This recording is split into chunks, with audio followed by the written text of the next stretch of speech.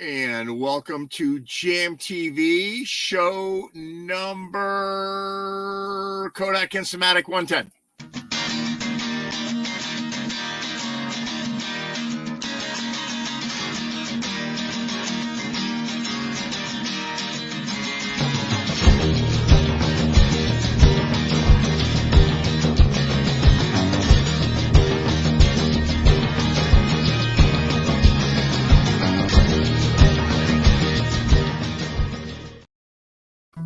Summertime. Hey, how you doing, Bill?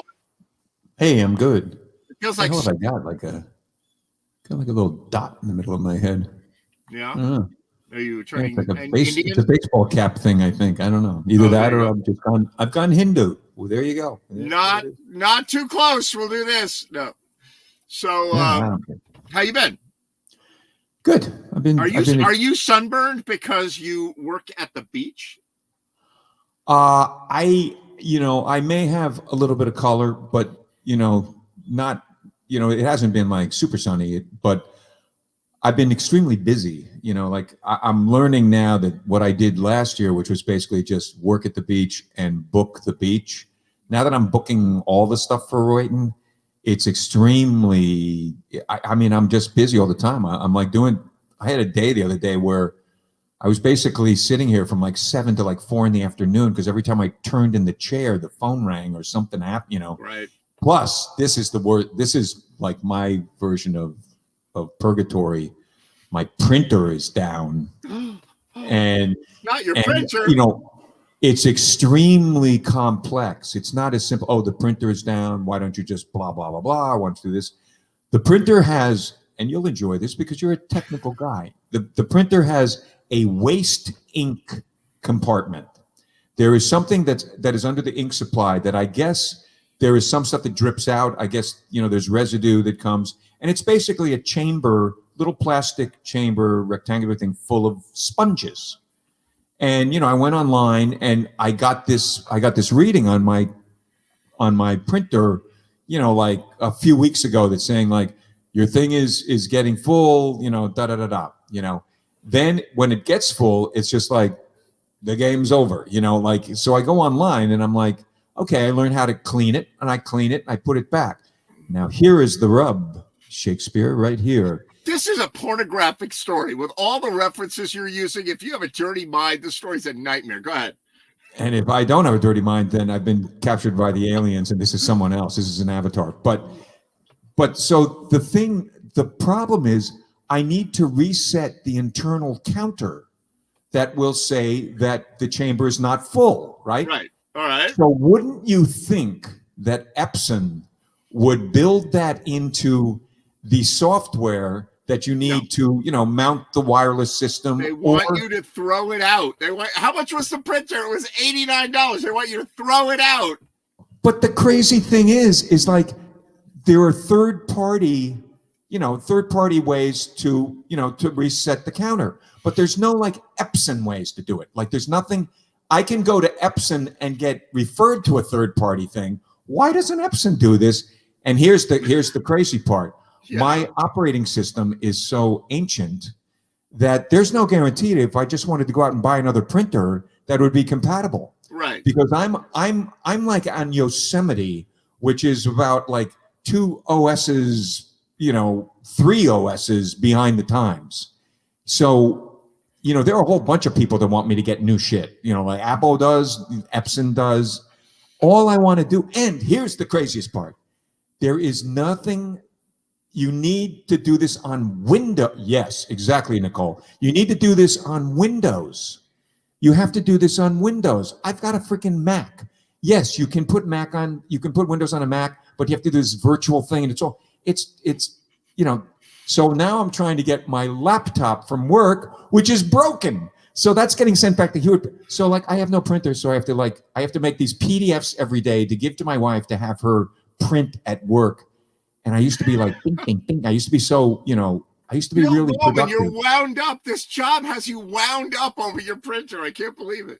Technology really sticks it to me. I mean, honestly, it's not the job. It's not being busy. It's not being even too busy. This is It's what I've been doing technology. all day. I've been trying to get this thing operating with my new, because I've got British Legends of Rock, and there's like, it's a high workload show. So I'm like, all right, I'll program this MIDI pedal to do the work for me. I've been at it all day. It's like ancient. It doesn't even interface to a computer. So it's like, oh my God. Wow. I know I've asked you this before, and I don't know whether you have the capability of doing anything except, but I do have this Korg synth. Oh, I want to come see. All right, listen, I'm going to come see that. I'm going to come see that. No, but I'll give it to you. I'll give it to you. All if you want it, I'll see you this weekend at some point. You know, but it worked at one point, and now it doesn't work. You know, but I will figure it out. You know, so I've got a British Legends of Rock show Saturday night, so I'm around this weekend in Connecticut. I'm in PA right now, enjoying the beautiful, cool weather up here. And I'm around. Enjoy it while you can, because it's going to get hot this weekend. Oh my God, I am not looking forward to loading in gear in 90-degree weather. Like, I've got 2 gigs on Saturday, so I've got a cover story gig at Rory's from 1 to 4. That is out in the sun, sort of like the Death March of Bataan, you know, like outside, you know. So that's from 1 to 4, and then the next gig is in Groton. It's in freaking Groton, and that's with Kurt and Helen, and it's like, you know, that's a hike. That's like, you know, you got an 8 to 11 gig in Groton.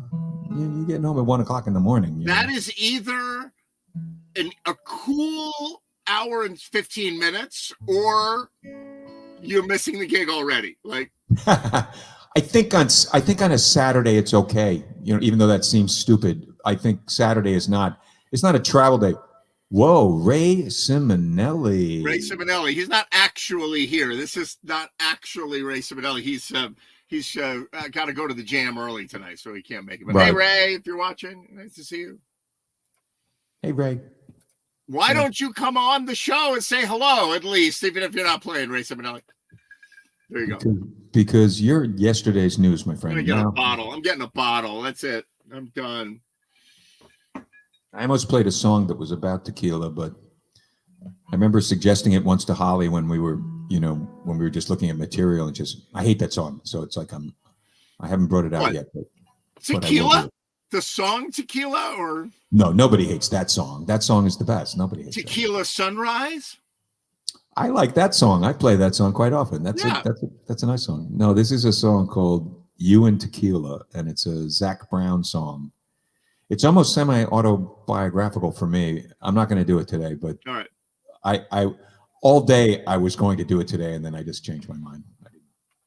I don't want to offend Holly in any way, but no, there you go. All right, do a song, and we'll be there. Okay, I'll offend everybody else now. This is a Steely Dan song, as is my wont.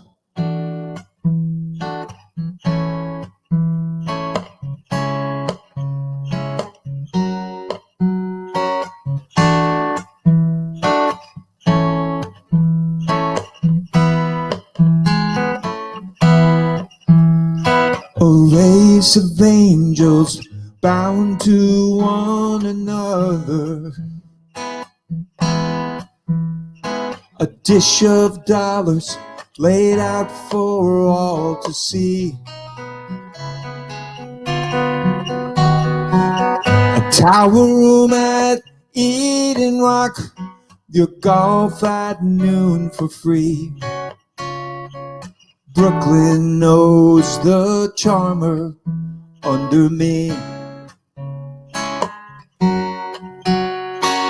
Brooklyn knows the charmer under me.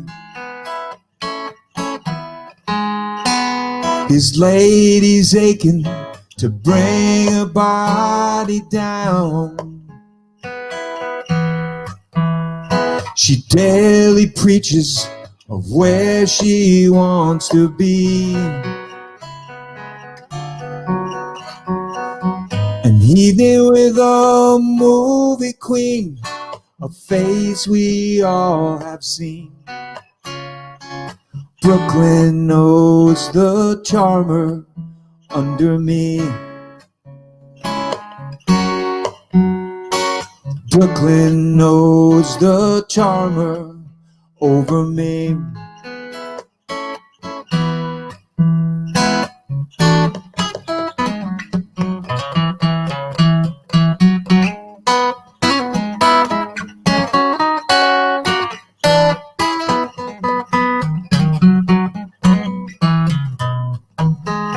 Wow.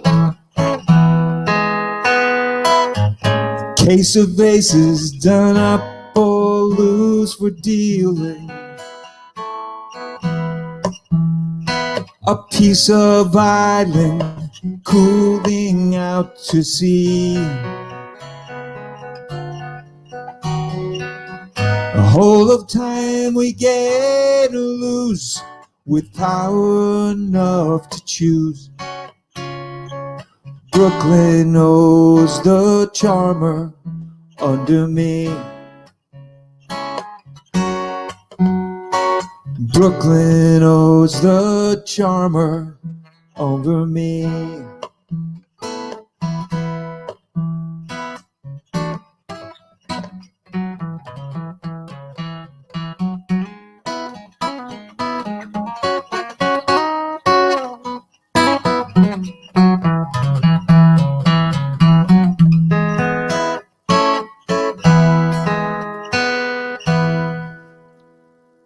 Wow.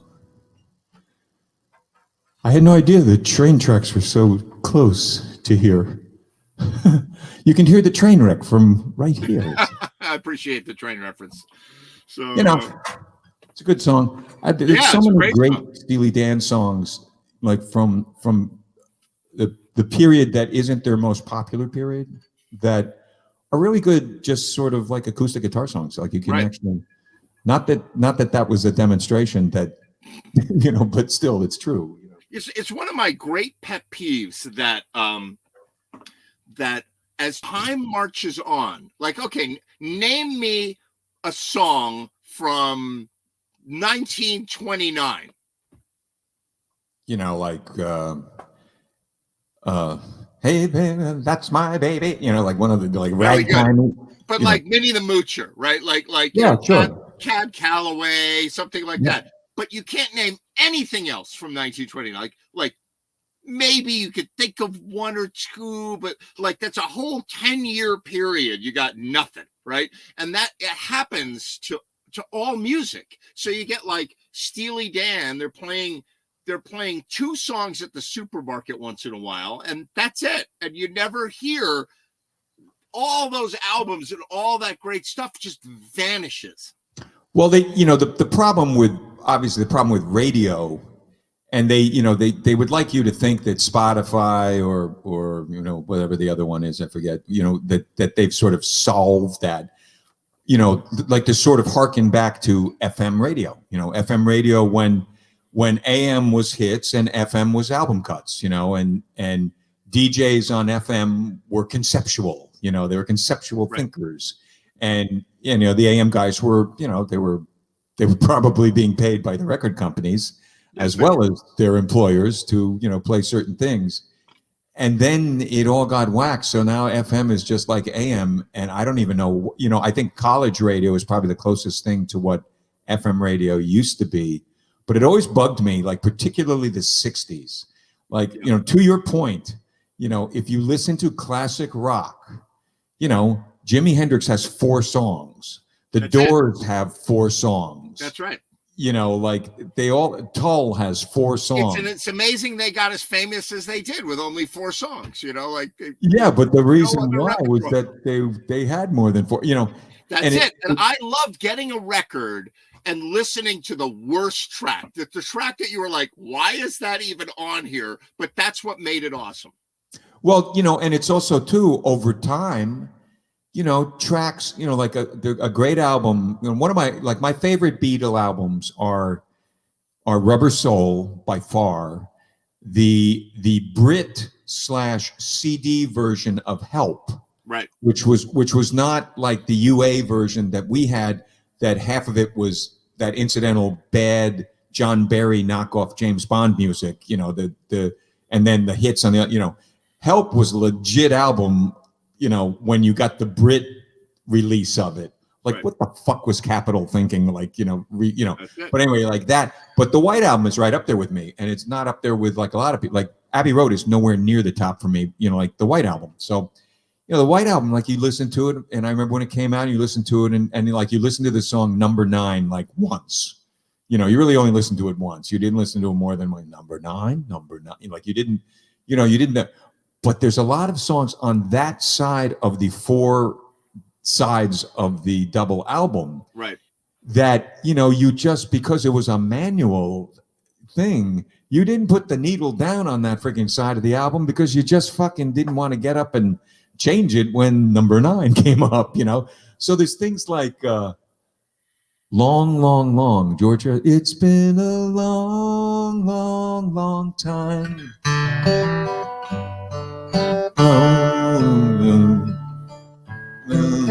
You know, it's like, it's one of these songs that was seemingly incidental, you know, like Cry Baby Cry, you know, like Cry Baby Cry, made your mama die, old enough to know better, you know, the Duchess of DeCarney, you know, it's like but crazy song. Not one of my favorites, you know. Can you imagine the band on tour today? They're like, we will now do our best songs for you, and that's it. We won't touch anything else that we ever did. And that's what you get from everybody. You get, you know, Earth, Wind, and Fire on tour playing the greatest hits of Earth, Wind, and Fire. It's like, I want to see the ones that they used as filler, because that was part of it. You know, I think the live answer to that, and this is a big trend too, is to play albums, you know, like like my friends, the Fab Four, you know, they will do, you know, tonight we're doing Help and Hard Day's Night. And so you get it all, like you get whatever the hell it is, you know, they'll play Rubber Soul, all of it. They'll play Rubber Soul with Revolver, which is a very nice evening, you know, stuff like that. And I think the reason people did that is really to elevate, you know, to get out of the just play the jukebox shit, you know, like, you know, and you know, I mean, the Beatles were so funny because their singles weren't on their albums. Their singles were singles. Like and then they would appear on albums that were just really compilations of singles. That's right. You know, the Red Album, the Blue Album, like there were these albums that came out that were nothing but, you know, things like, you know, Paperback Writer, that wasn't on an album, you know, an album of its own at the time, you know. They kept those things separate, which was kind of funny. Like the hits weren't, you know, Hey Jude wasn't, you know, later on there was an album that, depending on what year it was either called Hey Jude or it was called something else. But, you know, that wasn't like, you know, and it was probably recorded during the time of, I don't know, you know, during the time of Let It Be or something like that, you know. And yet they didn't, you know, they kept that separate. It was like 2 separate dimensions, you know, like we're artists and then we're, you know, but fuck, I mean, you know, you look at their singles and it's like, yeah, that's commercial. Well, yeah, it is, but no, it's not. It's Beatles, you know, it's like, it's something else, you know. All right, do another one. Okay, this is a funny song. This is the first time I've ever done a song by Kenny Rogers and the First Edition. Okay. I was driving around in my car and I heard this song, and this song was a single. And the version I'm doing is a little different, but this was a single on the radio that just modulated at each verse a half step. It just kept going up and up and up and up. But this was actually a song written by a guy named Mickey Newberry, rest in peace, and recorded by Kenny Rogers and the first edition, and it's a completely psychedelic song. It's funny.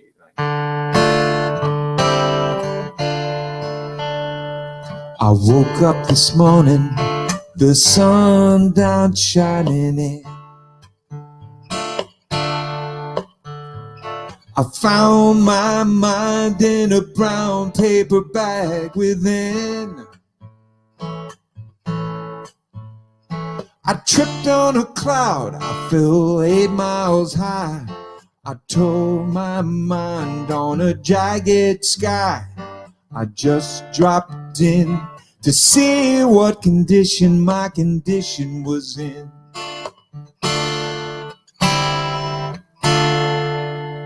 Well, I pushed my soul in a deep dark hole, and then I followed it in.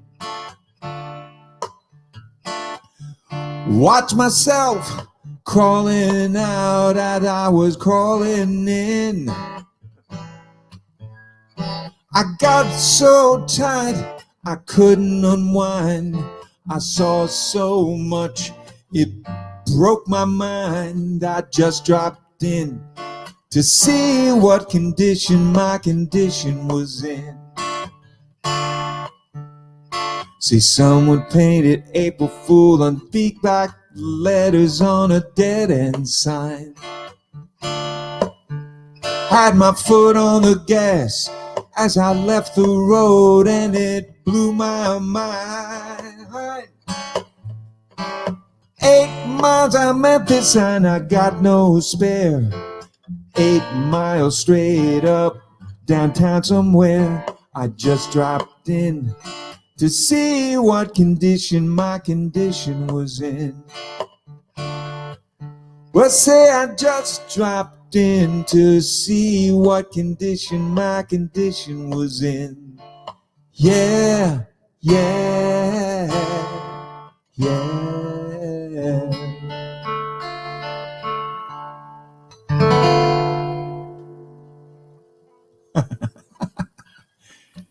You gotta love that. It's a great song. It's a crazy ass song, you know. Like it's one of these songs that, you know, Mickey Newbury was kind of a, you know, he was a singer songwriter, but he kind of wrote songs for other people that I didn't really know the songs because they were country at that time, and they weren't the country I was listening to. Guy Boschio. Are you? He's in Austin. Actually, he's watching from Austin.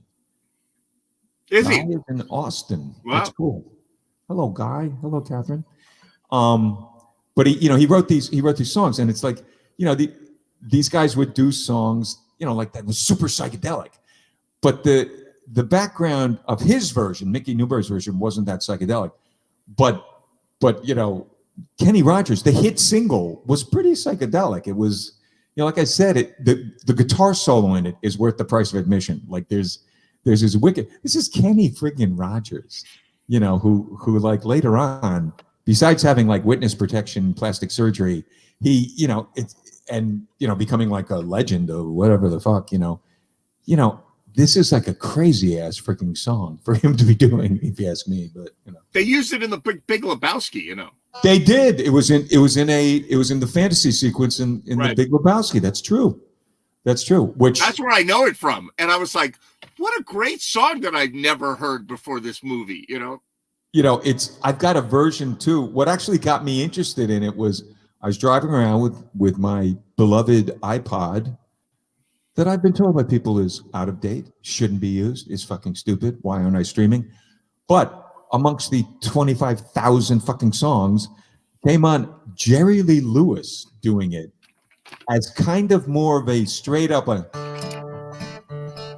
I wake my hand like that with piano, you know. Wow. And I sat there and go like, all right, this is another one of those songs that gets overlooked as being something that you could reimagine in a different way, you know, like, and it's funny, you know, like that to me is, you know, if it can't be art, it should at least be funny, you know. I couldn't agree more. Exactly.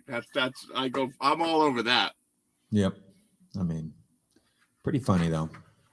Good stuff. So what else you got? Okay, I got stuff. I'm digging it. I'm digging your plan tonight.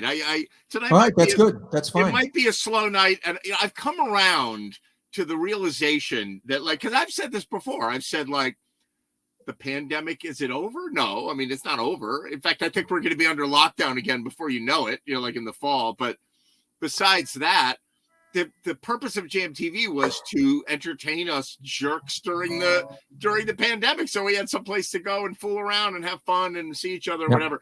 And now I've come full circle from, like, you remember I was like, I don't know if I should continue, and you and Randy were like, what, you know, like, you know, and I was like, wow, that reaction saved the show, because I was like, I don't know, like, you know, the people watching, and we get a lot of viewers, and I get fan mail and all that. But that being said, like, I was having an identity crisis with the show. And now I come around to the point where if it's you and me and we're just doing this, I'm happy. I appreciate that. And like I appreciate this. I enjoy it. I obviously have committed to it, and Me too. And if this, if you decided at some point not to do this, I would figure out some way to do it myself, just because. And what I wouldn't have is the production values. I wouldn't have it would just be me like doing something out. And that would be awesome too. And that's kind of how I look at it. I look at it like just when I think nobody is coming to the show, there'll be a show with like the screen is full, the studio door is getting bashed in. I'm like, what happened? Like, why today? Of course, on a beautiful evening, when people are going to jam or they're going outside or they got a summer concert or what they're doing, yep. I don't know, but it's going to keep going, and we'll see where. It's going to keep going until you, find in whatever way organically, it's going to keep going until you find a way to do stuff live. That's At right. which point, it's going to become that. It'll become and then you're still going to stream it. Do you know this guy? Do you know Charlie Conti? I do not know. You would love. I'm going to introduce you in person live sometime to Charlie Conti. He's a great guy. He's a fellow teacher of mine at the school in Bridgeport. We teach the kids in Bridgeport music. He teaches them guitar. I teach them, weirdo electronic stuff.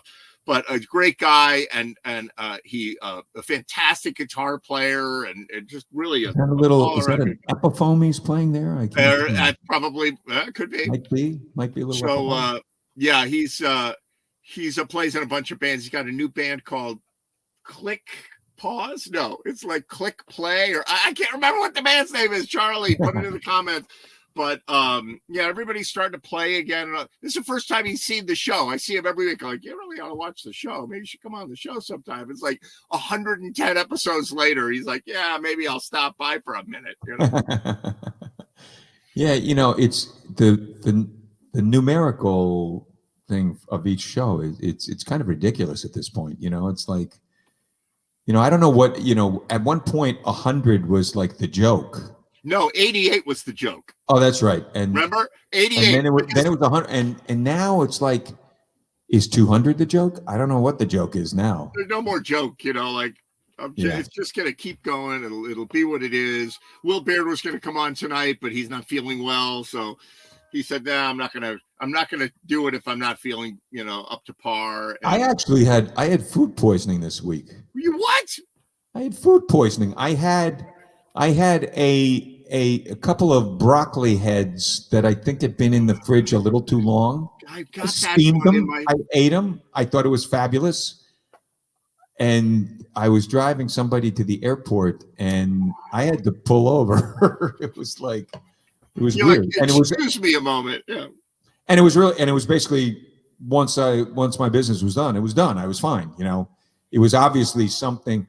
Don't you love the human body that way though? Like, it's just like, this doesn't belong to me. No, get rid of it. There are people that are so averse to yuking. Like, there are people that just like my wife is traumatized by just, taking an aspirin, it's like, and I'm just like, Jesus Christ, and it's like throwing up. No, does not enjoy that. To me, but you love it. You love it. I love it because it's like, it's kind of like an oral colonoscopy. It's like, you sort of, you purge yourself of this stuff, and then you feel fabulous afterwards. Oh boy, it's like, hey, you do feel a little fabulous. I have to admit, I was going to say something like that because I don't like it either. Like, I will anything I can do not to throw up, but there's something about after you've done it, you're like, oh, thank God I did that. Like a reset button. Like, I feel. It's just astounding. The body, you sit there and you have this feeling, like you may get that feeling, and then it becomes a little more palpable. Your mouth gets dry, and then you're sort of like, Jesus, this is going to happen. So and I'm actually driving someone back from JFK, And you had to get out of the car to throw up? I had to get out of the car like almost on the Van Wyck Expressway Wow. and like, sort of throw up like, it was one of these things. The bad part was like there was a little danger involved because where I'm standing, anybody could just, tore right into the back of the car and I'd be Yeah, killed. right. And then they would be like, everybody would be like, fucking idiot. Why did he get out and throw up there? And why did he, it's Right. like, because I'm not going to throw up in my car. That's why. Okay. With Like, a customer in the back.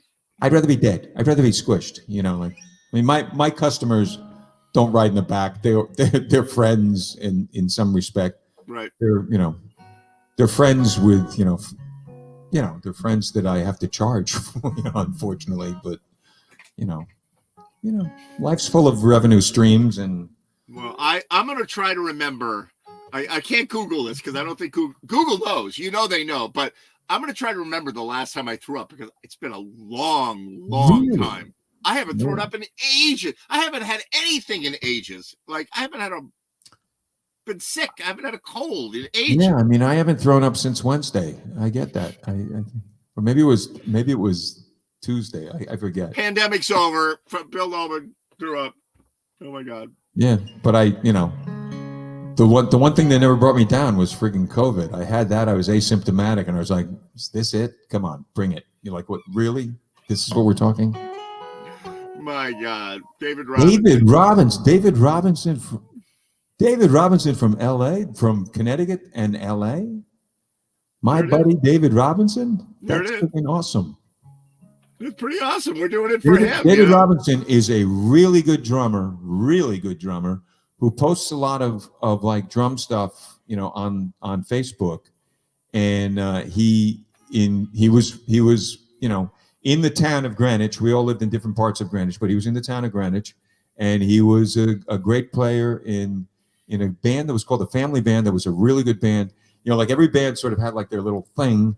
And their thing was kind of like their approach was kind of Derek and the Dominoes. Like they were kind of like in that sort of oeuvre, And David's a great guy. David is a cancer survivor. David is he's just a good friggin' spiritual individual. So there you go. And there he is. And look who else you got.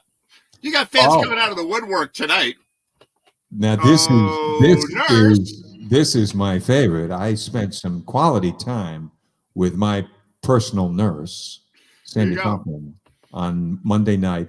Which, by the way, to plug Christine Cook and her cooked up band, which I went to see on Monday night because she was kind enough to come to my Sunday gig at that place, the Hat 5 Pie Company. Right. She came to that, and I had to quid pro quo her, and this band is really, really fun, with Rory and Joy and Dave Rao, and they're really, really good. And I got to spend some time with Sandy Kaufman. Oh, nurse, I think I need the defibrillator again. Hello, nurse, So that was fun. They're really good though. If anybody has a chance to see Cooked Up, right? It's Cooked Up. Cooked Up. Yeah. Go see them. They're fun. They have a fun set list, and they have obviously rehearsed. Like you look at things, and I look at a band like that, and I think like, I don't have enough. Like my buddies have all like kind of deserted me during COVID time, like kind of Eddie's in Maine and Crispin's, like just getting back to certain things. And it's like, I don't have that many playmates, and I'm envious when I see, 4 individuals who get together and work on shit, and it shows, and yet it doesn't feel like it's rehearsed. It just feels good and strong and confident, like they really played well, and Christine was killing it, man. She really did a great job. So fantastic. Good shout out. Yep. So I'll be doing a song right now by one of my favorite songs by Joni Mitchell, which again, in the world of deep cuts, this is a deep cut. This is not a song that would be on the top 50 of most people who know Joni Mitchell. Maybe it would, maybe I don't know. And it's on an album that I love very much called The Hissing of Summer Lawns. And it's a little thing about like sort of a guy during the substance abuse years kind of New York kind of, and also of the world. Like, I guess I don't know, is that the 80s? I guess it's the 80s. At least it was for me, hypothetically. I'm just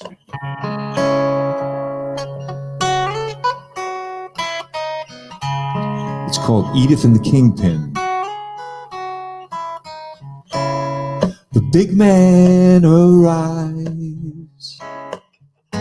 Disco dancers greet him. Plainclothes cops greet him. Small town, big land. Fresh lipstick glistening. Sophomore jive. Victims of typewriters. The band sounds like typewriters.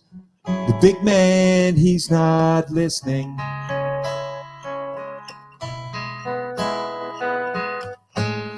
His eyes hold Edith. His left hand holds his right. What does that hand decide? That he grips it so tight. Edith in the ring, the passed over girls are conferring. The man with a diamond ring is purring. All cause for now withdrawn.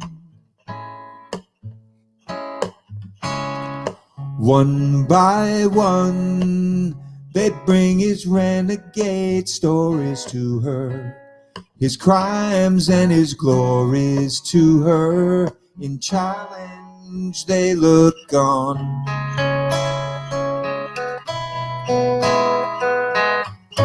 Women he has wanted grow old too soon. He tilts their tired faces gently to the spoon. Edith in his bed, playing in the rain, is humming. The wires in the walls are humming. Some song, some mysterious song. Bars in her head, breeding frantic and snowblind, romantic and snowblind. She says his crime belonged. Edith and the Kingpin, each with charms to sway, are staring eye to eye.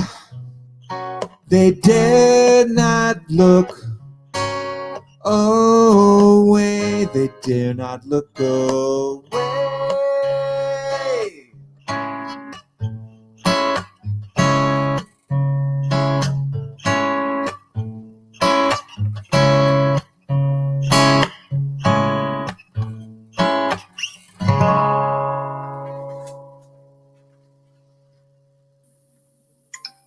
Respectable, really nice. That is just it's such a good song. She's such a great songwriter. You know, she really, her lyrics are just off the charts great. I mean, she is great.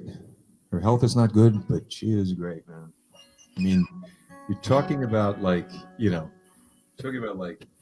cocaine, and he tilts he tilts their tired faces gently to the spoon. That's poetry, boys and girls. David Robinson. He liked it. David Robinson is friggin' great, and he's a really nice human being. He's a very nice guy, and I'm so glad he is healthy right now. Good stuff. So summer's upon us. I don't know. I've made a conscious decision not to start a jam this summer. First of all, if you've never run a jam, summer can get really slow when you're running a jam. It can be like, remember those days at Bobby Q's where if they don't love you at the restaurant, they're like, where is everybody? You're out of here. You know, like Yeah. it's summer, July, August. People go away. They got a million other things to do. They just don't want to. I'm not going to go, and it gets slow. So I'm and also I have become lazy during the pandemic. Like I want to have my hangout time. I want to go do some traveling. So the idea of being like loading gear and setting up and starting and promoting every day, like, well, but I mean, I think you're not lazy. I think that, even at what you would consider to be lazy, you're not lazy. You're always doing stuff. And, I can remember that even at barbecues, there were times when, you were absent and, I remember with Holly, like one night we had to do this thing, and I humped this freaking speaker off the thing and ended up throwing my back out. I remember. And it wasn't the speaker we used. Like if you had been there, you would have been like, no, not that one, this one. Oh, yeah, I know exactly what one. Oh my God, that really heavy one that doesn't work. Oh, it threw my freaking back out. It was like weird. It was like one of those things, it's like, but all of this stuff is somewhat thankless. All of this stuff is kind of is. Like I've got gigs coming up around Memorial Day, and I've got the British Legends of Rock. We're at Sugar Hollow this Saturday. That's like a show band. We do 60s and 70s British rock. One set of 60s, one set of 70s. Bang, we're out of here. And that band is kind of busy over the summer. The Blues Patrol has the pig roast at the Norwalk Boat Club on June 25th. But around Memorial Day weekend, I've got a whole bunch of odd gigs. Like in early June 2nd, I think I'm doing something for Yale University with Bob Lamott, who's like he's Haitian and he's the Creole professor at Yale. Right. And so we're playing that with, an all-star band, Barry Urich and Tim DeHuff and Scott Spray probably on bass. I don't know. Yes, I'm playing with Tim on Saturday night with Helen. And, I love Tim. Tim is so fun. I've got these weird gigs, but the reason I'm telling that story, like I'm number one, I'm lazy, but I'm doing all these gigs. Like every other day or every day I've got a gig happening. I'm like doing the Gaelic Club in Fairfield with Mostly Green on Monday. So like I'm back to being in like 6 or 7 or 8 bands, which feels really good, but I don't want to combine that with jams and jam. But that's not why I told you that story. Why did I tell you that story? I don't know. I'll remember the next segment. I mean, I think just because it's like you're not interested in starting the jam. That's why, like. Yeah. I mean. I know why. I know why. Because I paid $5.15 for mid-grade for my Mini Cooper, which is my super fuel efficient car. I mean, it's not a Prius or whatever, but it's I'm getting 30-something miles, 35 miles to the gallon.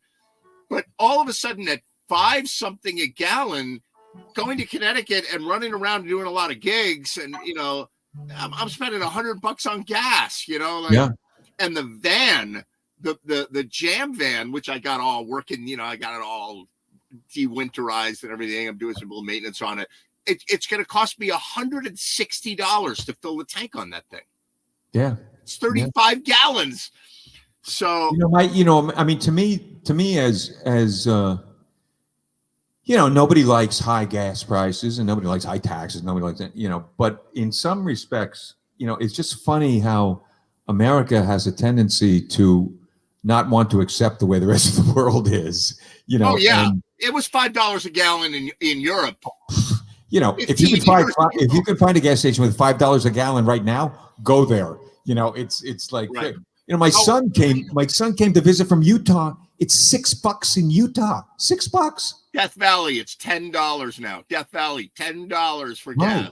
And when you think about it, I said to Miles, because my son, because there's some refinery stuff there. There's some environmental issues in Salt Lake, as beautiful as Utah is, because it's a bowl, and whatever is there stays there. It kind of, unless the air is super clean. And I was like, why is it so expensive? And he said, Dad, we're nowhere near the water, and that's what it is. You can't ship the stuff there. You have to take it there in a truck or whatever. I know why I brought it up. You talked about that speaker, lugging that speaker on the stand. So now what I'm doing, is I'm becoming an efficiency expert because I'm running sound for some of these gigs. Like I do sound gigs here now. So the Yale gig, I'm running the sound. So I'm like, I have a roof box that I used to use on some other vehicle on a Grand Caravan.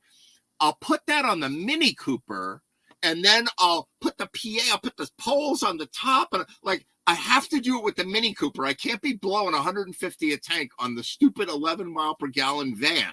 Yeah. I've got to figure out how to make my life work in the Mini Cooper so that I can survive, you know? Well, I mean, and you know, I don't say this to punish you, but one of my hopes is that, you know, the gas prices create another discussion about why am I driving this frigging, you know, why am I driving this gigantic frigging car? You know, like, and really. the whole country's doing it. I mean, you can't buy a pickup truck, and you know, everybody's like, screw it. You know, who cares about the environment? I know, but it's you know, that's you know, that's a discussion we had in a more naive time where gas prices were high, and then people were like, hey, fuck that. Let's, you know, we don't need a car like this. And thanks, Obama.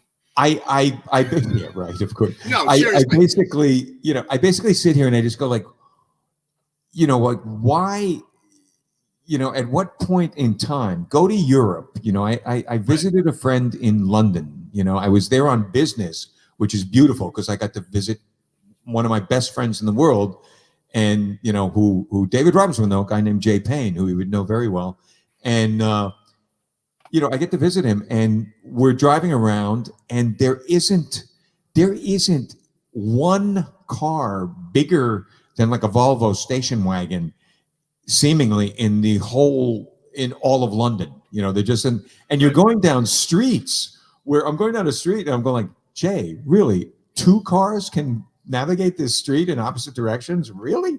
Right. And it was like that, you know, and it was really funny. And, you know, it's just like, we need to like change our way of thinking about many things. Let me tell you something. Let me give you my little tiny speech on this, because my speech normally, okay, this is not what you think it's going to be. So don't bristle yet.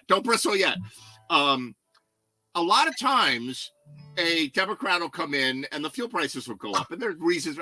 That is not what's happening right now, right? That is not what's happening. What's happening now, it's not even what's happening in Russia and Ukraine. I don't even believe that's what's happening.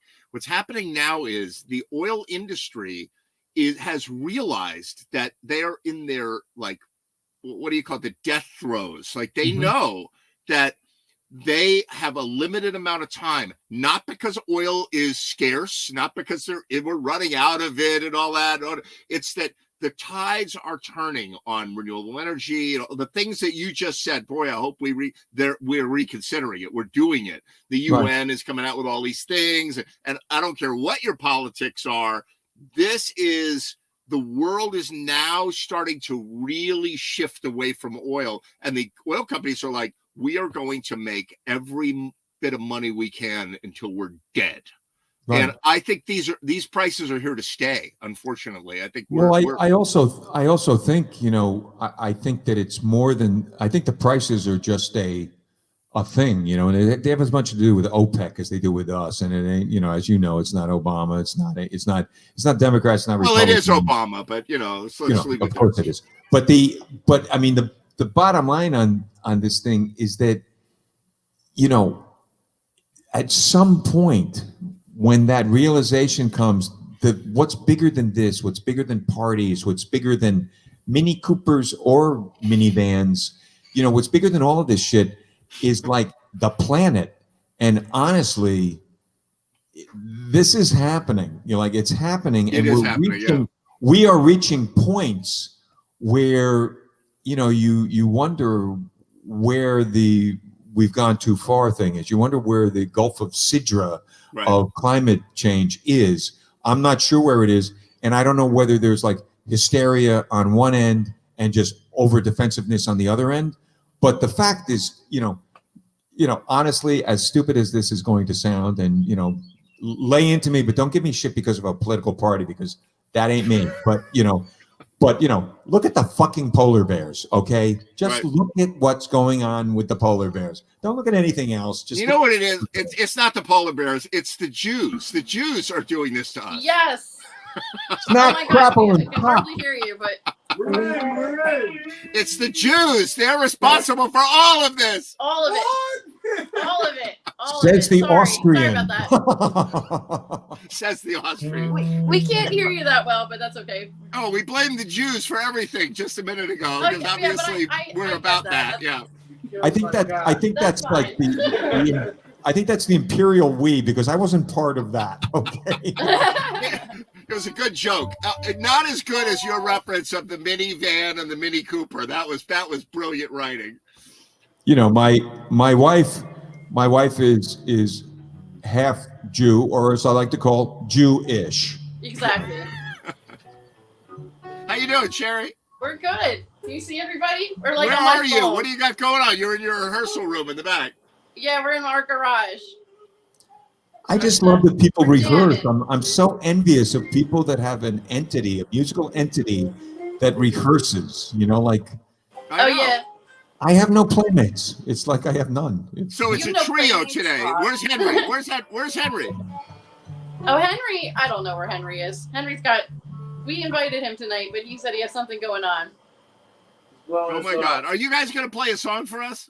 I don't know. Are we? Come on, play a song. Pick a song that you can't possibly play and play it. Isn't your birthday like tomorrow or something? Like that? Whose birthday? What? Where? How? Sherry's birthday. Okay, we'll play a song, Ed. Is it your birthday? Whose birthday? No, not today. Whose birthday? Yours. Yours. My Sunday. Right. Okay, ready? We're gonna try to play a song. Hopefully, it's not like. Okay, try. All right. Okay. You guys ready?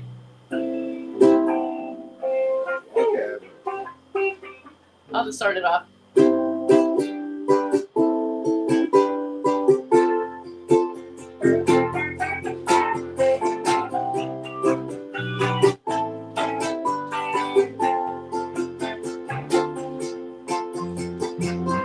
Doctors have come from distant cities just to see me. Stand over my bed, just believing what they're seeing. They say I must be one of the wonders God's own creation. And as far as they see, they can offer no explanation. Newspapers ask intimate questions and confessions. Reach into my head to feel the glory of my story. They say I must be one of the wonders God's own creation. And as far as they see, they can offer no explanation.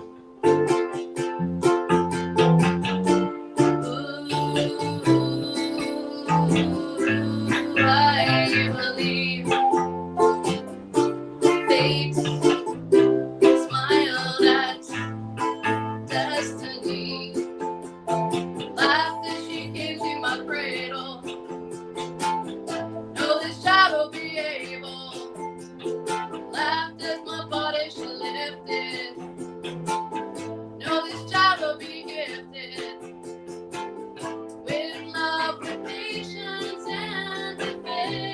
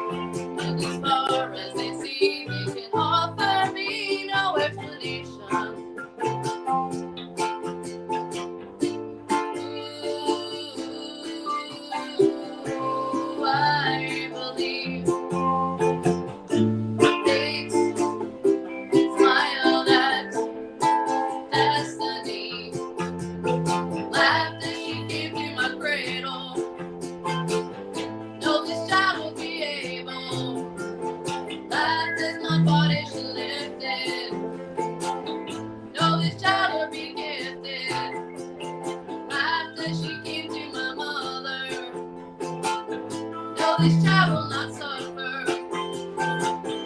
In love with patience and with faith, shall make her way. Shall make her way. Hey, hey.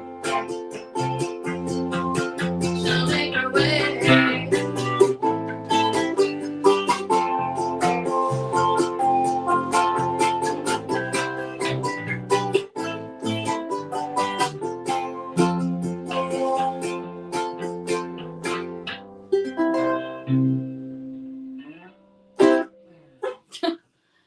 Ed is playing with his Is toys. he playing with his puppets? Were we that unentertaining?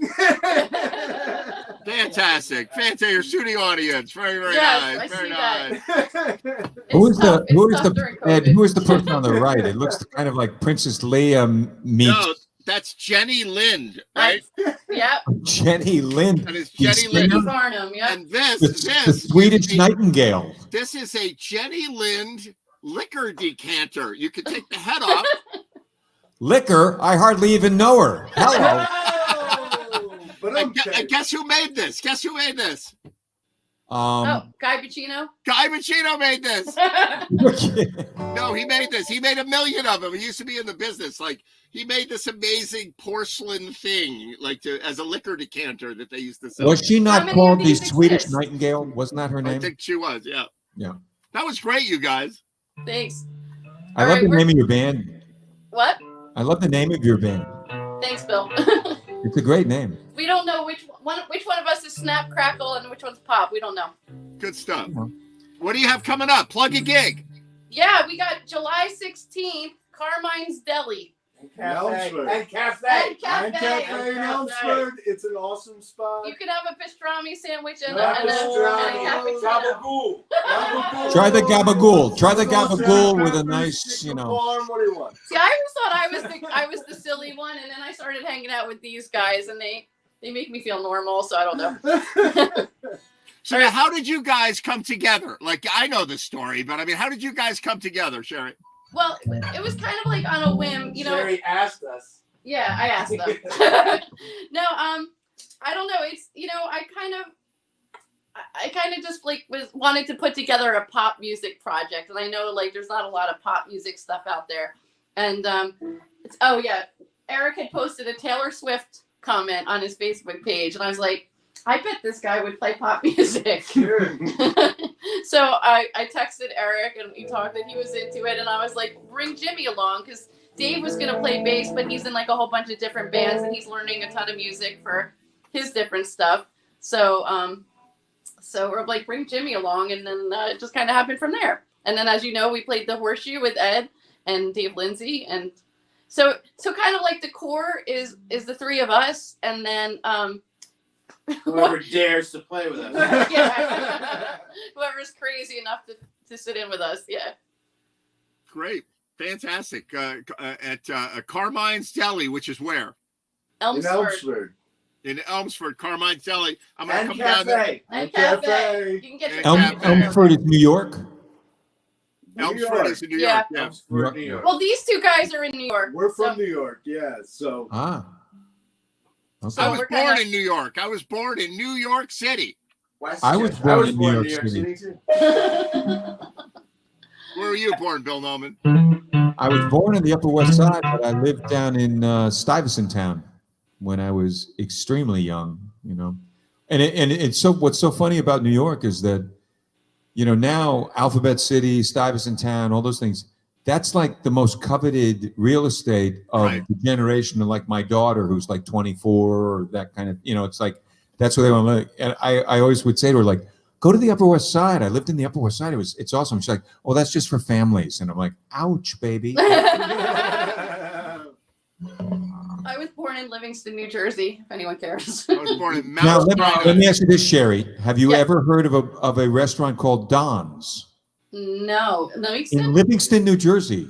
No, I don't know the town very well. Just I was born at the hospital there, but, Oh, that was good. which I don't even know if it's still there or not. But Because it's weird. Like my wife's father had this restaurant called Don's in Livingston, New Jersey, and it was one of those things like if you grew up in a town that had like, you know, a family restaurant kind of thing with like, you know, this was, you know, they had their own bakery and they had their own everything and everything. And it was like, there's still like, you know, Facebook pages like I miss Don's, you know, like that kind of shit. You know, like, Exactly. you know, so. All right, we're gonna go Okay, learn some songs. We're gonna be productive. Go rehearse, get some productiveness done, and I'll see you guys soon. Okay. Bye. There you go. That's a great name of a band, though, if you ask me. It's a great name of a band. It is. Technically, I'm in the band. You know, we'll see what gigs I do, but Yeah, I'm sorry I missed that. You know, you know, it's funny. I went down to see, you know, like I said, I went down to see Christine, and you know, I was going to play, but I had a 5 a.m. airport drive the next morning. You know, yeah, no good.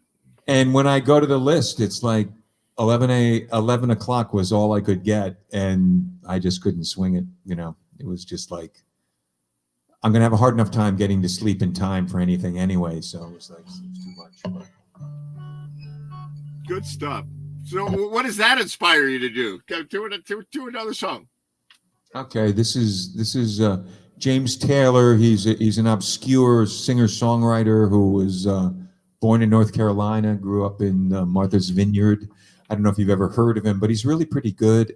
He had a drug problem, and that's in the past now, and you know, blah blah blah blah. And this is actually a song about him growing up in North Carolina, and this is basically autobiographical in a way.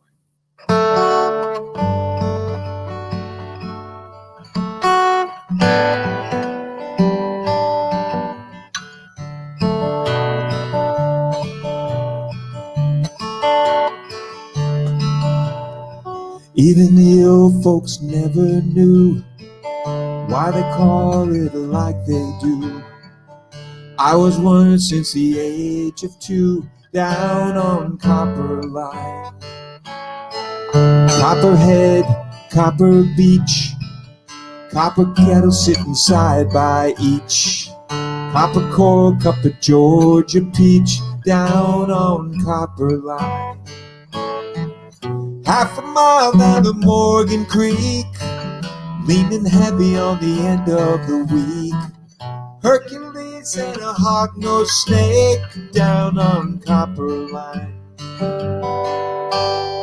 We were down on Copper Line.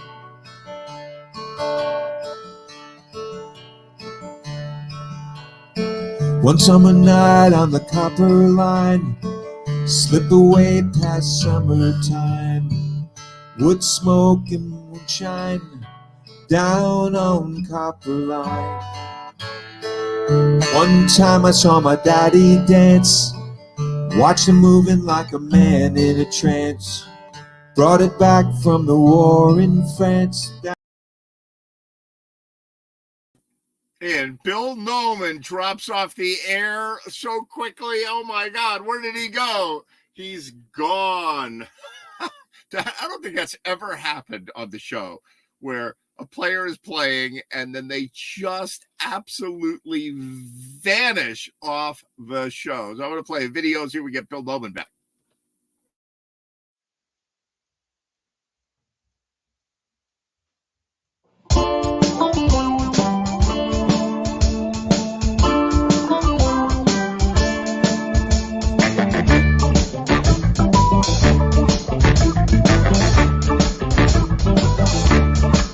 Yes, you've been getting on so good, so proper for so long. No, you never hurt me. No, you never gone and done me wrong. I know that something ain't just no good, but you always do exactly what you should. So tell me, how do I let a good man down? How do I let a good man down?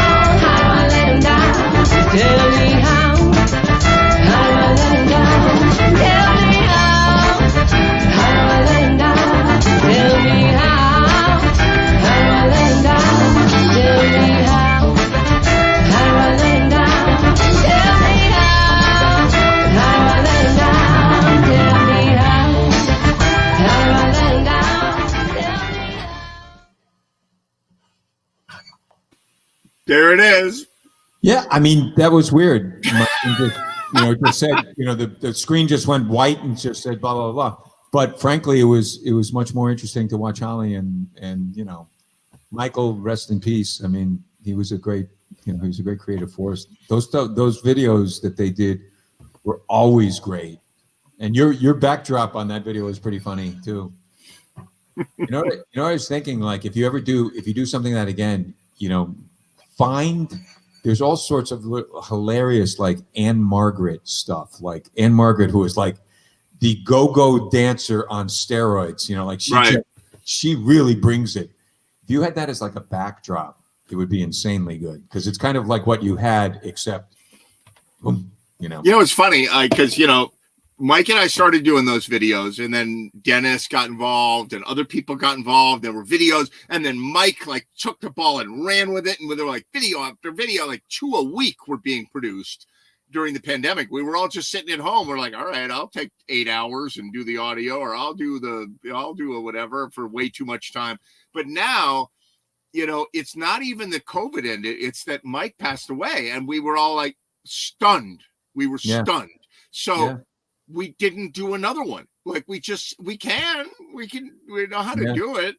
It's just, we all just kind of went, it's not the same. It's not the same energy without Mike. And so we just didn't do, but maybe this winter when things slow down again, we'll get back into it. I think you have to look at it in a slightly different way, that this is an homage to him. What would he want, Right.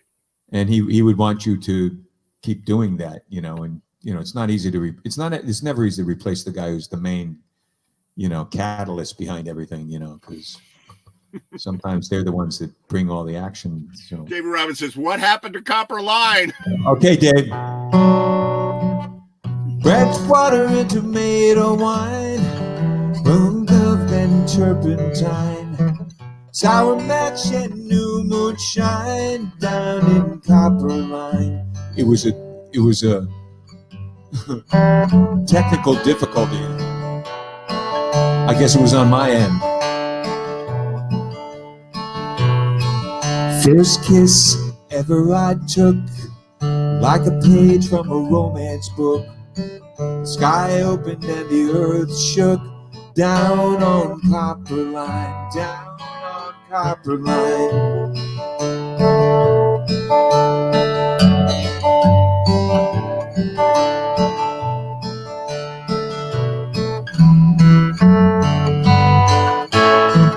Took a fall from a windy height, only knew how to hold on tight. Pray for love not to last all night, down on Copper Line.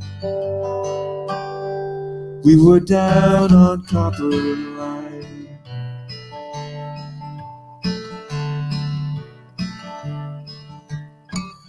Day breaks and the boy wakes up, and the dog barks and the birds sing, and the sap rises and the angels sing.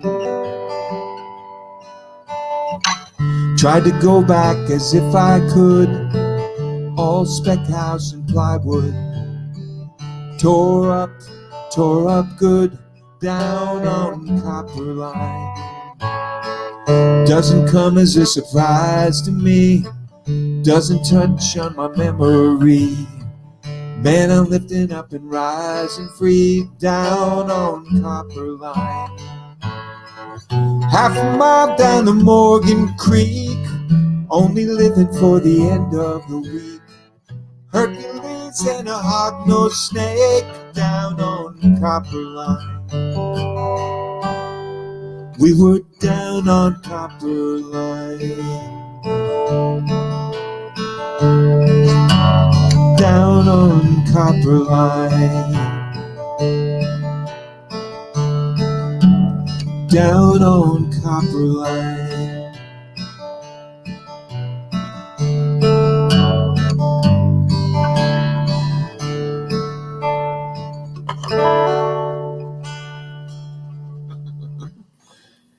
Later that same evening, that was funny though. The thing when it, what was funny is that when it cut out, it somehow I lost the connection to StreamYard. You know, like I don't know. Yeah, whatever happened, you know, this is a miracle that this worked. I mean, I look up at my camera here, right? My little camera, right? It's like right there. There it is, little camera. It's literally this big, right? It's literally this big. Like this camera here is way bigger, and it's like this big, right? So it's this tiny, tiny camera. When I was in the television business, when you were in advertising and I was in television in New York, the cameras were like, they were this big, right? And the lens was like this big around and this long, and they were way worse than this. They were, and you had to have like two guys turning dials just to keep it working. You know, like the color is going up. You had to have Vester scopes, and you'd have to be like dialing while the show's going on, or the thing would go out of whatever and start doing this. And now it's like, and then it goes to like Starlink, you know, and with the Russians shooting at us, and it still like works, you know, it's a miracle. No, I mean, it's crazy. I mean, it's what, you know, even when you sit there and you sort of think like, oh, this really sucks. You're like, yeah, but it's amazing. You know? Yeah. Who was that comedian who got Me Too'd and he like left? I thought he was funny though. Oh, Louis C.K. Louis C.K. And he was like, he had this whole routine where he's like, oh, I'm on an airplane, and they announced that we have, oh, ladies and gentlemen, we have internet on the plane. It's the first time ever we have internet on the airplane. And then like half an hour later, the plane's at, you know, 40,000 feet flying over like the ocean, and the internet goes out, and they come out, and we're very sorry, but the internet went out. And the guy sitting next to him went, this is bullshit. And he's like, something that he didn't know existed a half an hour ago, all of a sudden, like, it's your right to have it, you know?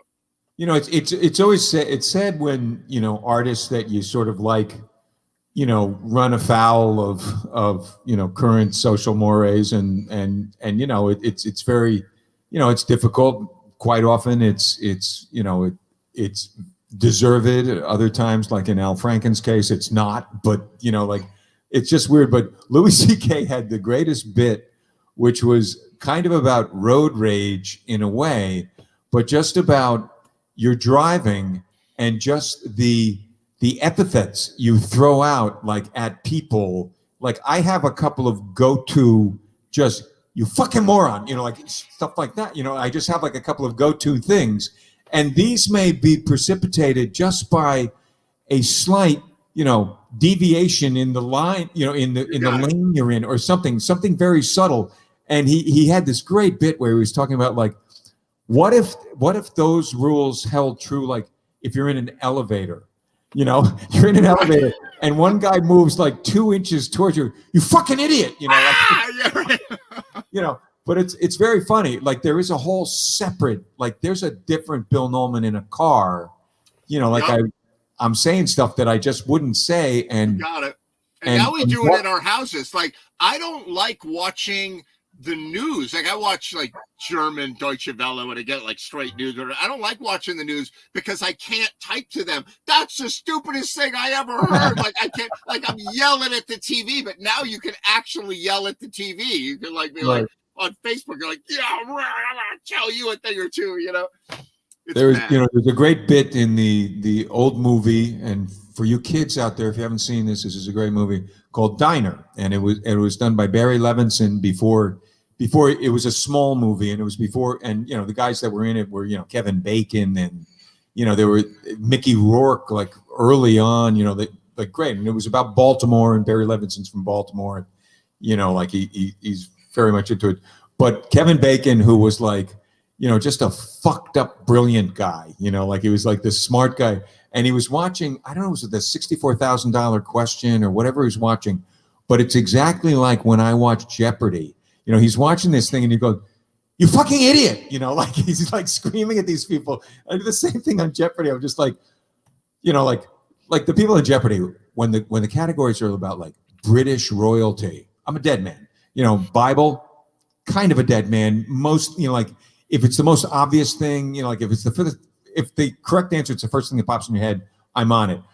But then you'll see these brilliant people who suddenly the category is, you know, rock groups of the 60s, you know, and it's like they're clueless because A, they didn't live then, and B, they didn't whatever. And it's like you just sit there and go, you idiot, you know, you're screaming at the, you know, and it's just like, you know, it's now different. for those viewers that don't know what a movie is, that's like a big television, and you used to like go to a building and watch it with other people. Like, so that's what that was. Well, we had a little discussion at the Norman household yesterday because I guess AMC, I think that's the company, is doing a big ad campaign about, you know, about the plush seats and the, you know, the whatever. And, you know, for me, I'm there for the audio and the screen. The rest of the shit, I never had a problem with the seats. I don't care that it's like, you know, I'm not looking to live there. I'm looking to like spend 2 hours, and if the audio is good and the screen is decent, I'm watching a movie, you know? Yeah, but every freaking millennial has like 12 speaker surround sound and like a vibrating Barco lounger at home. There's no way, with a 90-inch screen, there's no way to top that. But you're not, you know, you are not going to grab them to go out when they have it at home. And for the people for whom going to movies is just going to the movies, you're going to, you know, it's like big screen and good sound. Some of this stuff is meaningless, you know, like I don't need someone to bring me a drink at, you know, Right. at the, When's you the know, last time you saw a movie? Honestly, in a movie theater. West Side Story, the remake of West Side Story, which wasn't that long ago, you know, it was probably like, I might've seen it like, you know, 3 months ago or maybe Oh, wow. 4 months ago. And I'm a big West Side Story person. And, Was you know, good? I was curious. I, you know, I think we talked about it already. You know, I mean, I was just curious, and I wanted to see it on a big screen, not because there were monster effects. Oh, look at the switchblade. You know, it wasn't like that. It was just like, I don't know why. I just thought I would like to see it like that. More and more, I think also too, and this is a generational thing, when people are more comfortable with looking at movies on a phone, all of that other shit just goes away. You know, Right. who gives a shit? You know, when you're both more interested in shooting films on a phone and watching films on a phone, that whole Hollywood thing just doesn't seem to matter as much. you Yeah, know? I haven't been to a movie since before the pandemic, and I didn't go a lot before that. And I love movies. I watch movies literally every day. I watch a movie. Right. Every night at 2 a.m, I'm watching a movie.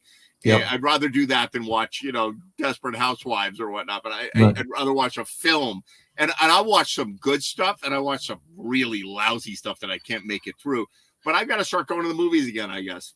But so when you watch movies, are you literally watching a movie, or are you just random? You come into like that, you know, like here in Optimum Land in Connecticut, like you go somewhere from like 36 to 50, and there's a bunch of No. fucking movies there. No, I got, you know, Netflix and Hulu and Yeah, Prime okay. and all that junk. And so you know, but what I do is, see, here's my process. First of all, I hate in the beginning of the movie, they're like, brought to you by, you know, your Tookus Film Company and Paramount Picture, released by, so it's like 20 minutes of like little logos, you know, that you got to watch. But while I'm watching, so I click on, I'm watching the logos, right? Like I hit fast forward a few times, but it's not enough. And then I go on my phone and I go to Rotten Tomatoes or some review site, and I type in the name of the movie. It takes me, you know, 7 seconds. I hit enter, and it's like, oh, it's a 20%. Ugh, I'm not watching this. And I switch to something else.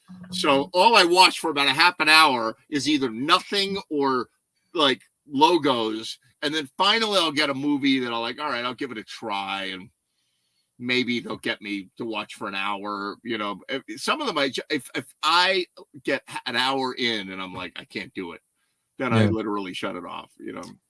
I mean, I can't. I almost never look at criticism, you know, or something like Rotten Tomatoes in order Right. to choose what I look at, you know, because I just don't. I don't know what the criteria is, but I know that I have really broad tastes. Right. I will look at bad movies over and over because I find something. I don't know if redeeming is the right word, That's but me I find too. I'm the something- same way. You know, I mean, every once in a, you know, and you know, again, my life partner can attest to this. You know, it's like you have a you know, clicker in your hand, you know, the channel changer in your hand, and I don't know that this is a gender thing or whether it's just two individuals, the difference between myself and my wife, I don't know what, but we have such completely different ways of navigating, the landscape of the myriad of like freaking opportunities and choices. And like a child, I am much more likely to watch something that I've already seen and look to like glean something new out of it, I saw something on Facebook where they were asking a question, it's one of those stupid clickbait things where it's like, name a movie you've seen 10 times. And I'm looking at that, I'm just going like 10 times. I've seen movies I hate 10 times, Right. It's like, 10 times I'm like, is it possible I've seen The Godfather 100 times? Is it possible? I'm the same way. I have a bunch of movies that if they come on, I'll watch. I'll just drop everything and watch them. Or if I stumble across them on Netflix, I'm like, I forgot about that movie. I'm watching it right now. Right. But there are movies now there's so much out there that you can get your hands on. It used to be that just faded away. Yeah. They open and close in one weekend. You never even heard about it. Now you're watching some Nicolas Cage thing that's like, oh, what is he doing there? But so have you ever seen the movie Brazil? Oh yeah. Okay, so Terry Gilliam, my story with Brazil, Terry Gilliam, for those that don't know, was the animator in Monty Python. He's the guy that did the animations for the British show Monty Python. He was an American, right? And for you kids, Monty Python was a show that was on Channel 13. and a channel is a thing on a television set, which is this is when your parents were born, right? So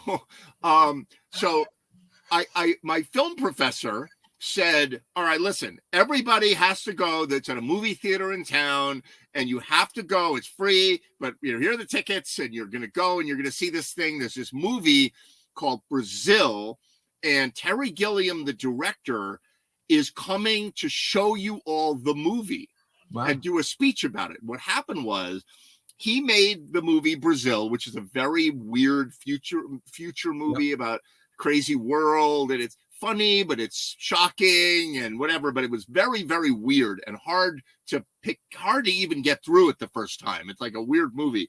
And the studio had what's called final cut. So they said, there's no way you are releasing this movie. All the things that cannot happen in a Hollywood movie are happening in this movie. There's no way we're releasing. We're going to change it. We're going to give it a happy ending. And he was like, absolutely not. I don't agree. Do you know this story, Bill? I do not. Oh, yeah. So what happened was, the way it worked in the olden days is that you shot the film and you edit it using what's called a work print, which was a print made from the negative. So it was actually a piece of film that you could shine light through the negative, and you had to keep it super clean. You worked on it in a clean room and whatever. So the negative, it was the one of a kind thing that went through the camera, and there's only one. If that just destroyed in a fire, the movie is gone. Right? I know where this is going, I think. And so what Terry Gilliam did is that he they work on work prints, and the negatives in the vault somewhere. He broke into the vault and he stole the negative, and he took it to a negative cutter who would lose their life or their career if they got caught.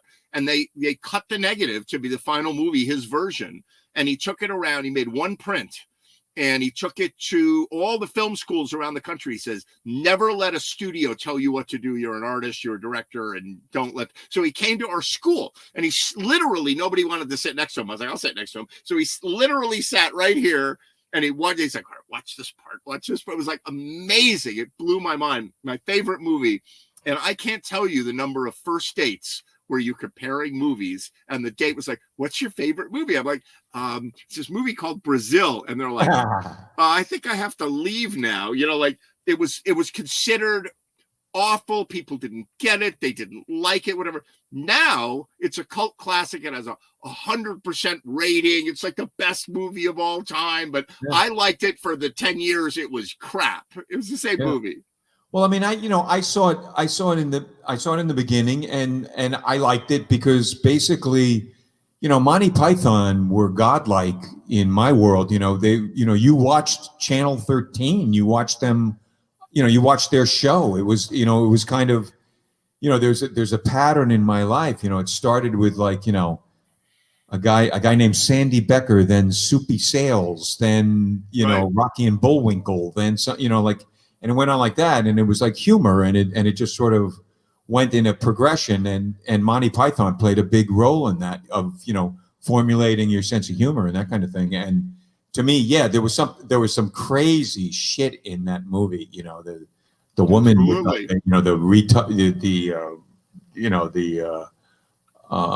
what the hell you call it? The plastic surgery and the whole. It was pretty nuts, and all of the just all of the industrial, the pipes, the sets, the whole thing. It was just. Because Terry Gilliam is an animator, which makes him a nut. Yep. Like, he's like, I want it to be this way, and it's going to be this way. Even if it's for like a half a second, he spends like a month on it. Yeah, and all of his interstitial stuff on the Monty Python. It was always like taking these archival, a guy playing a tuba, and then making him move like almost like a puppet, and then something, Right. It was like fucking hilarious, and so much of what they did was really freaking hilarious. And absolutely. But I do also like normal movies. I like weird things, but I also like some normal things. And I mean, there are some movies that I watch that just I have a visceral reaction to, and one of these movies is the movie. Well, I mean, like. Terms of Endearment, like Terms of Endearment, you can say on one level, oh, this tear jerking, blah, blah, blah. But it's James Burrows who was like fucking great. He was one of the greatest TV presence ever, Mary Tyler Moore and all of that. And, this thing, Deborah Winger and the people are in it, Jack Nicholson in it, and Shirley MacLaine. And it's about the daughter gets cancer, and it's about the whole thing. And, right. It's deep shit, man, and it won Academy Awards, and that doesn't make it good or bad. It just means it was appreciated. And when I watch that, I almost invariably, like, there are a couple of movies that I will almost always weep at, and that's one of them. There's something about it, yep. Because I connect with it just in a mortality way towards people that my father dying or something like, like I just connect in a way. It's about mortality, how people deal with stuff, how people go on after things happen. And it's it's brilliant. It's got humanity, it's got like truth, and, whether it's a funny slapstick or whether there's always truth is to me what always like makes things good. Like if there's something in it that like, The Godfather at the heart of it is, it's a family movie, it's like, oh yeah, it is. It's a weird family. Kind of family, yeah. Leave the gun, take the cannoli. Like, that's a weird family, but Oh my God! All right, more on movies later. Play one more song for us while we're. All right, I'm going to play a song, kind of a jingoistic song by Steve Earle, who manages at the end to sort of make a statement about other things at the end. But it's a little song. This is a song called Johnny Come Lately, and he wrote this song. It's kind of about when the Yanks went to London during, when they're preparing for Normandy and all that. And it's post the Blitz kind of, but, they're there. And the saying in England at the time was they're, oversexed, overfed, and over here, like that's what they said about them. And this is a little bit like that. It's called Johnny Come Lately. I'm American boy, come a long way, born and bred in the USA. Listen up close, I got something to say. Boys, I'm buying this round. Well, it took a little while and we're in this fight. Ain't coming home till we do what's right. We're gonna drink Camden Town dry tonight. If I have to spend my last pound. When I first get to London, it was coming down rain. Met a little girl in the field canteen. Painted her name on the nose of my plane. 6 more missions, I'm gone. Well, it's a fucking stay. And she said that I might. And the warden came around saying, turn out the light. Death raining out of that London night. We made love till dawn. Johnny come lately, come marching home. Chest full of medals and a GI loan. They'll be waiting on the station down in San Antonio. Johnny come marching home. I'd like a penny whistle here. Something like that.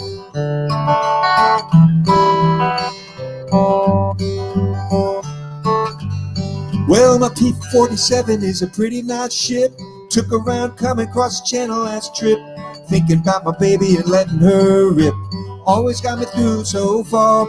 Well, take this ship me up this great big world. Never find nothing like my North End girl. Taking her home with me one day, sir. Soon as we win this war. Johnny come, let me come marching home. Chest full of medals and a GI loan. They'll be waiting at the station down in San Antonio. Johnny comes marching home.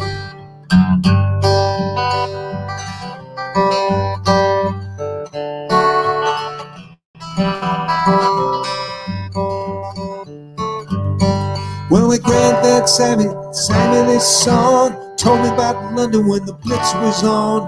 How he married grandma and brought her back home. Hero throughout the land. Now I'm standing on a runway in San Diego. Couple Purple Hearts, I move a little slow. There's nobody here now and nobody knows about a place called Vietnam. Johnny come, ready, come marching home. Chest full of medals and a GI loan. They'll be waiting at the station down in San Antonio. Johnny come marching home. Johnny come, ready, come marching home. Chest full of medals and a GI loan. They'll be waiting at the station down in San Antonio. Johnny come marching home.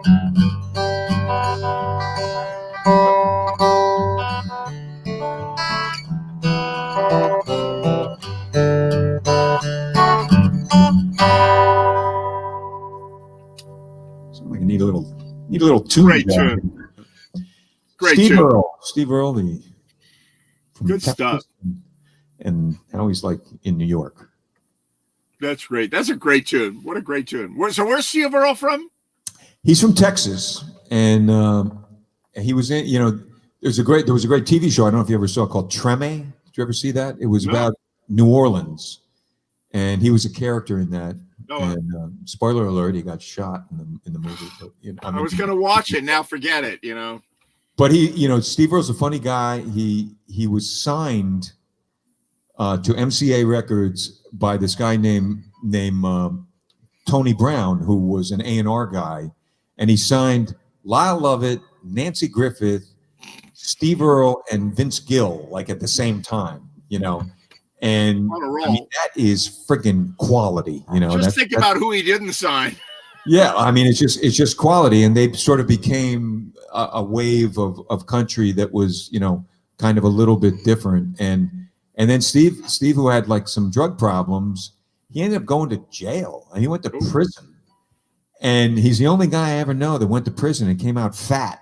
He went in looking like a rock and roller, and he came out like sort of fat. And I saw his comeback concert.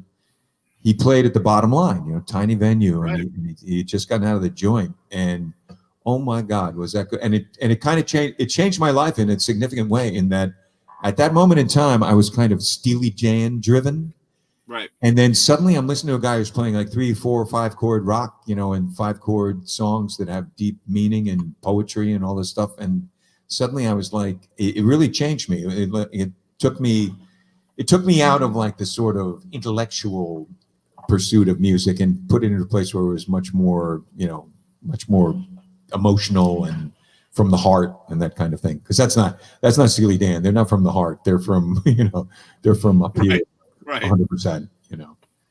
They want to be the smartest guys in the room, and And they are. they probably are. It's true. But, well, are we done here? We're kind of done. You want to do one more song and play us out? I'll do one more song. I'm not really, I'll just do something that another genius, Lowell George.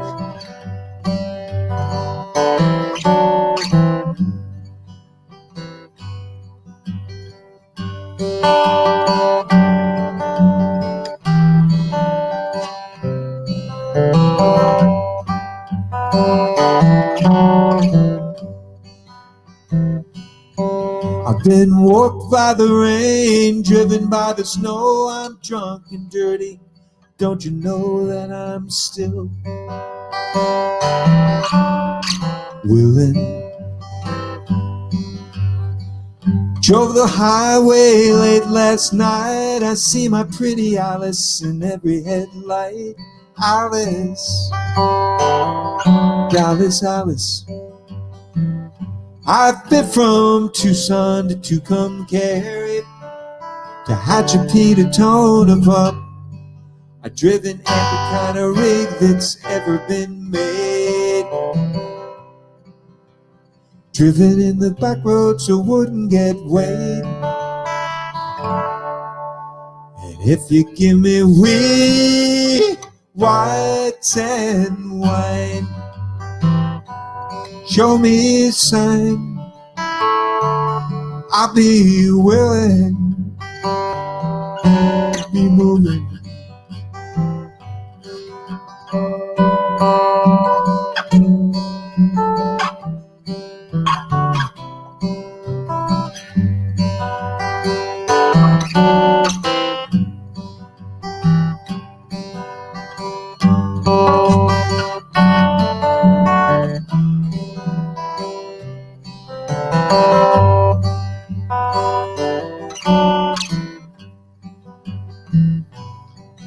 Been woke by the rain, kicked by the sleet, got my head stoved in, still on my feet, and I'm still willing. I smuggled some smokes and folks from Mexico, baked by the sun every time I go to Mexico, and I'm still. I've been from Tucson to Tucumcari, to Hatchapee to Tonopah.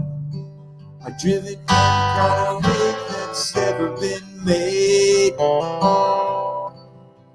I've driven on the back road so I wouldn't get weighed. And if you give me wheat, white and wine, show me a sign, I'll be willing to be moving.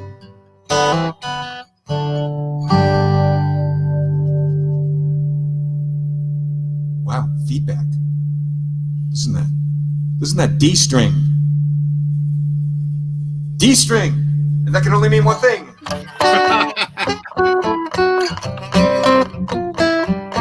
You know, there it goes. that's how I haven't Tony heard that London one. did it. That's what he did. He got feedback on an acoustic guitar, and then they went into that. Man, I haven't heard that in a while. Yeah, not since Bobby Q's. Every time I have Bobby feedback. Q's, the real world of feedback. I always think, I think about ribs a lot. I think, you know what I bought today? I went to ShopRite today, and this was inspired by Ed Train. I What? bought some bacon. Bacon. I eat a lot of bacon. Yep. You eat a lot of bacon. You eat a lot of eggs too. I like, like when I was growing up, it was like, do not eat more than one egg a week. The cholesterol will harden your arteries and kill you. The bacon, you can't have that. You can't have it. Now they're like keto diet. That's the healthy thing. All the stuff that they encouraged you to eat, the food pyramid and all that stuff when I was a kid. Nope. That was killing you. Now, and they made a joke about it in a Woody Allen movie in Sleeper. Remember Sleeper? Yes. And he makes a joke. They're like, he's coming out of the coma after 500 years or out of the suspended animation. And they go, give him some deep fat and a cigarette. It's the best thing for you. Totally. You're like, what do you mean? You haven't heard about the benefit of deep fried foods and chocolate? Exactly. And also in that movie, one of the brilliant things in that movie was like, he's got a Volkswagen that's been in a cave for centuries, and it turns right over. Of course, it's like that movie was shot. It was shot a lot in Colorado, and that weird egg pod thing. It's in Boulder, yeah, it was kind of near Golden. It was kind of near Golden, Colorado. You see it if you go 70 into the mountains. You see it up there. And I actually saw Woody Allen at Stapleton, the old Stapleton Airport there, and I was like, what the fuck is he doing in Colorado? Like, I couldn't figure that out, Ruining Colorado, obviously. Yeah, all over Boulder. The government buildings, that was NCAR, the old research place in Boulder. All kind of houses from it in Boulder. Yeah. Great. And here you go. This is another thing. Woody Allen, case in point of somebody who at some point was, entertaining and then just hit the freak button like way too hard. That's right. And now it's just sort of like, it's uncomfortable, Well, you marry your daughter and, the public will turn on you, And some people call that strange. Oh my God. Bill Nolan, thank you. Good to see you. And I'll catch Good to up see with you you maybe too. while I'm in town this weekend if you're All the around. people out in television land, if Dave Robinson is there, love you, Dave. And if Guy and Catherine are there, hey, enjoy Texas. Absolutely. Good stuff. Bill All Nolan, my exes live in Texas. I'm going to play a Mike Balmoral Ed Trade video with Eric and Jimmy from Snap Crackle Pop. And I will see you later, Bill Nolan. See you later. See you Bye, all on everybody. JMTV 111 next week. Yeah.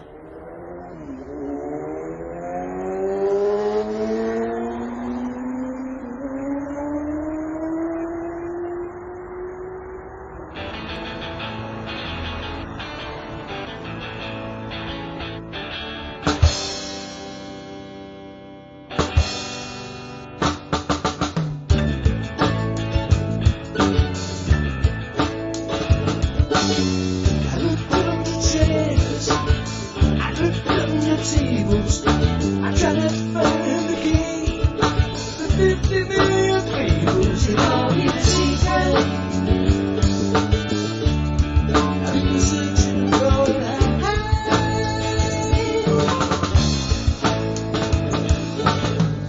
I won't get to get what I'm after till the day I die.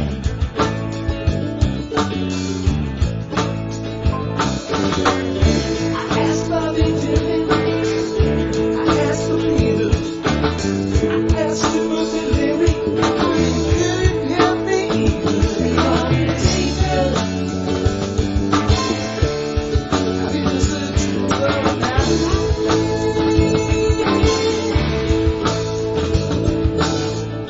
I won't get to get what I'm after till the day I die.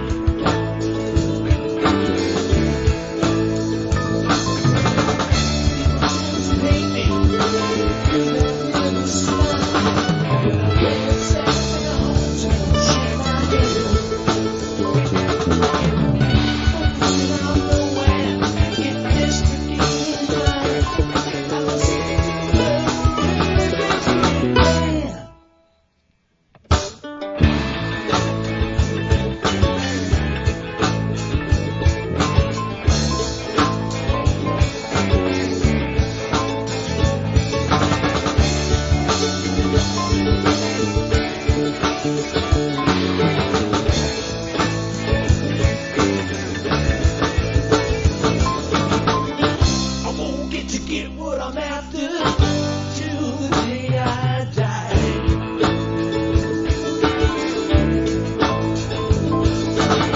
I don't know how to raise your voice, baby.